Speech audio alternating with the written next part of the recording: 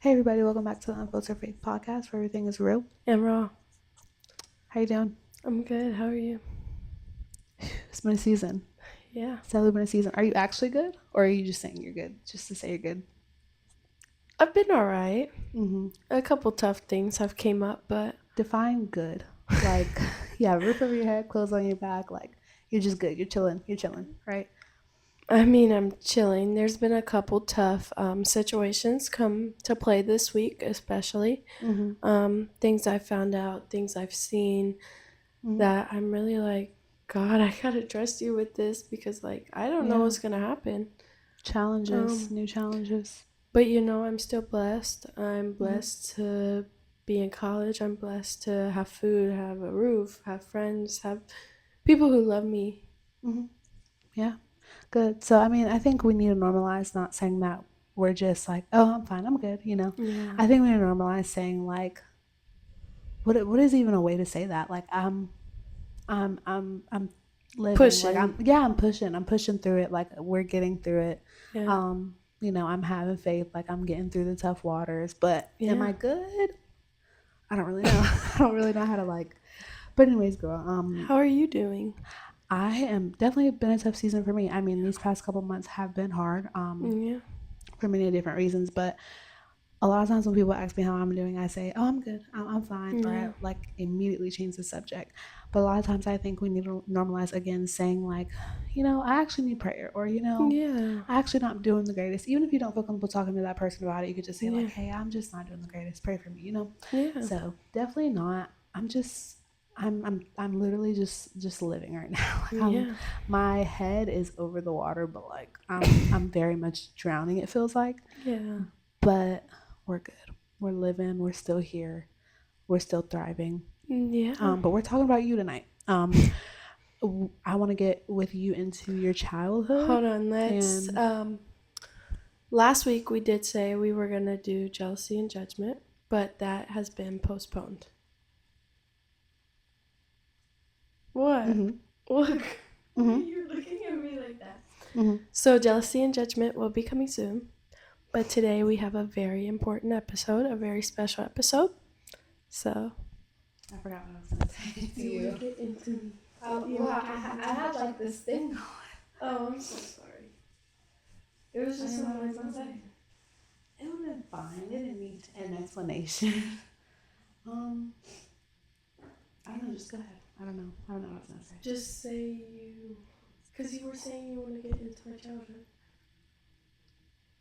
Tonight's about me. That's what you said. I know. I was gonna say more, but now I forgot what I was gonna say. I'm sorry.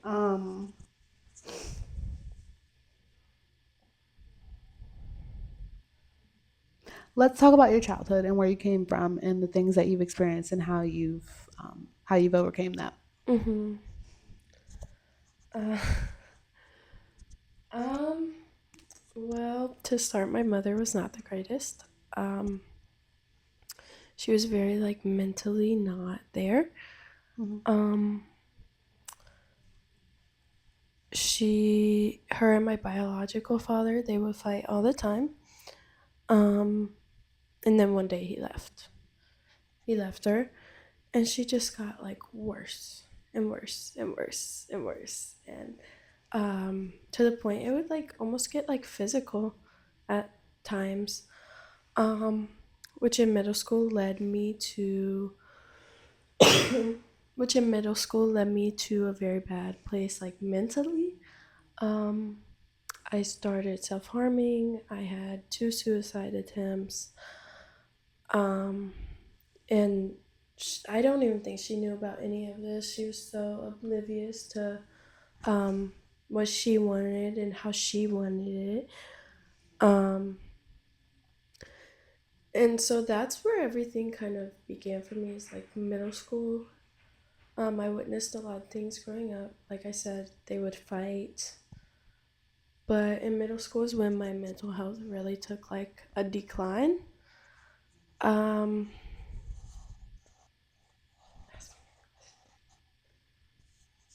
do you want me to Okay, so continue? where did you go from there? I mean, after your mental health decline, what places did that lead you to? Do you want me to continue? Just ask you a question. Yeah, so after my mental health declined, I was in like a really bad spot. I didn't see me doing much of anything in this life. Um, I wasn't really friends with people. The school I went to, I didn't fit the social norms. People really didn't like me, although I was kind of messy because that's all I ever knew. So I did feed into a lot of drama, but I really didn't have anybody. Um, and so in my freshman year, after my first suicide attempt, I met my son's father, and it. Okay, let me redo that. So my freshman year, after my first suicide attempt, I met my son's sperm donor, and I guess it was kind of this situation where he was, um, I don't know. I just wanted to feel loved, and I guess that's how I thought I could get it. Although, like we talked about in the last episode, he was not a great person. He did many things that should not happen to a 14-year-old or should not happen to anyone in general. Um, and just given the fact he was older than me, he was older that it was weird. Like, old enough that it was weird. Um, and then I found out he cheated on me with a girl I used to be close with, and that was my second suicide attempt. And then 4 weeks later, I found out I was pregnant.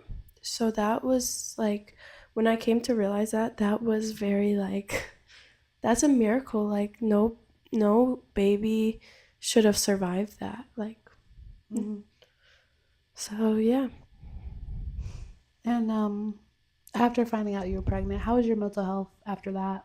Did it kind of just stay the same? Did it get better? What changed? Yeah, so the first day I found out I was pregnant, I was literally losing it. We talked about it last night. I was literally losing it. I was like, how am I going to do this? Like, what am I going to do? Like, I'm 14, I can't have a kid. I was in soccer. All these things that I thought were so good were happening to me.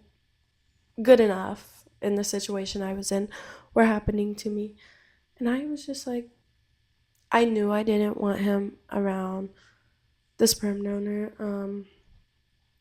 And so for a while, the first probably 12 weeks of my pregnancy, it was hard. It was hard dealing with bullying at school. Um, me and the sperm donor had a court case going on, and even like there was bullying from that because it was a very small town, and people were on his side because he was known. He was very known, and so people would just make assumptions and things. So that was very hard. The investigation process was very hard. I had to get pulled out of school, which I was not a great online learner. So it was very hard. And then it started, I stopped self harming at 8 weeks pregnant because I learned that your baby can feel everything you feel. And I was like, no, like, I'm not doing that. Um, so then after that is kind of, it wasn't like great because of the situation I was in with my mom, but it was a lot better just because I knew I finally had a purpose. Like, I was finally made for something, you know? Mm, Like this, like I'm bringing this baby into this world. Like, I'm made for him. He's yeah. made for me. Hmm. And what was the time in your pregnancy when you got closer to the Lord, or when you were I'm not going to say introduced, because religion has been introduced to you in your childhood, Hmm. but when did transformation happen for you? Was it in your pregnancy? Was it after? When did transformation happen? Yeah, so I mean, I don't think it was a one moment thing because I was introduced to the Lord in childhood, like you said. Um, but I also almost saw in childhood the Bible and church used as punishment. Like if we did not clean up the house, we could not go to church. It was almost like some sort of reward. And like my parents, they would quote like, children obey your parents, but not the following verse where it says, fathers don't, um, you know what verse I'm talking about? The Hmm. where it's like, don't, It's okay. We can come back to it.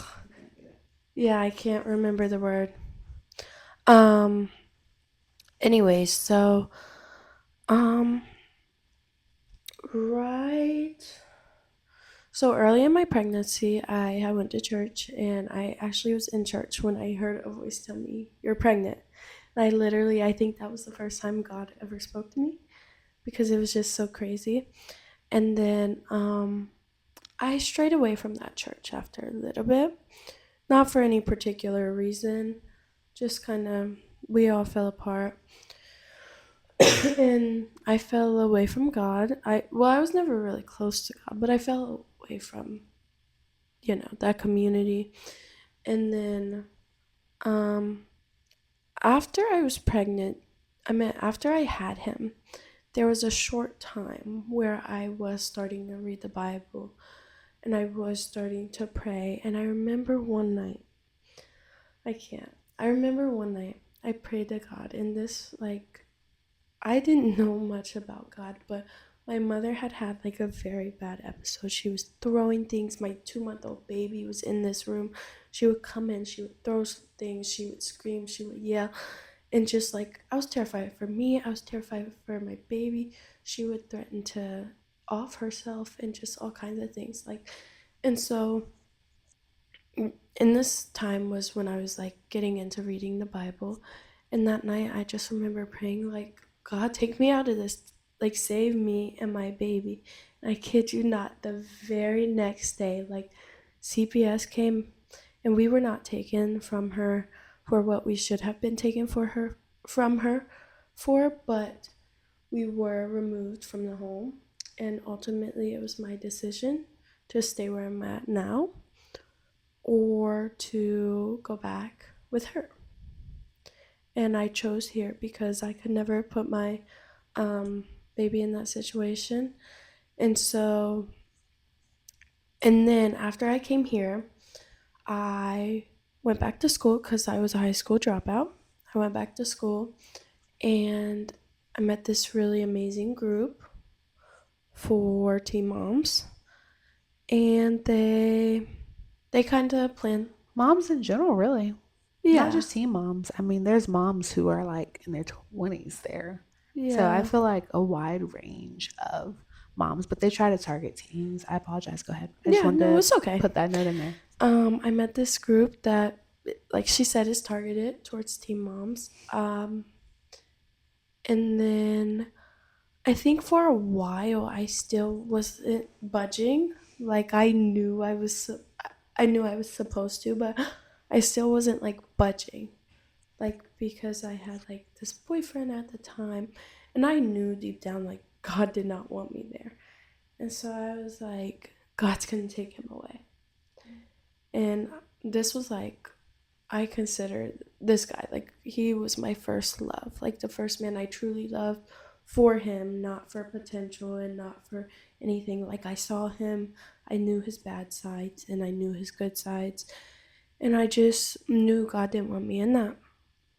And so for the longest time, that's why I wasn't budging. And then after that relationship broke off, well, during the relationship, we went to a camp with this teen mom. It's gorgeous. Well, during the relationship, we went to camp with this teen mom group, and the speaker there was amazing. I think that's what really opened my heart. Um, she talked about how, Jesus bought us, like, he paid the price for us. And she showed this demonstration of the house, and she just put just about everything you can think of on the house, and he still paid for the house, even though it was dirty and it was broken. And so I think that's what really opened me. And at that camp, we had a bonding experience. That was the first time you really talked to me. Very emotional. Very emotional.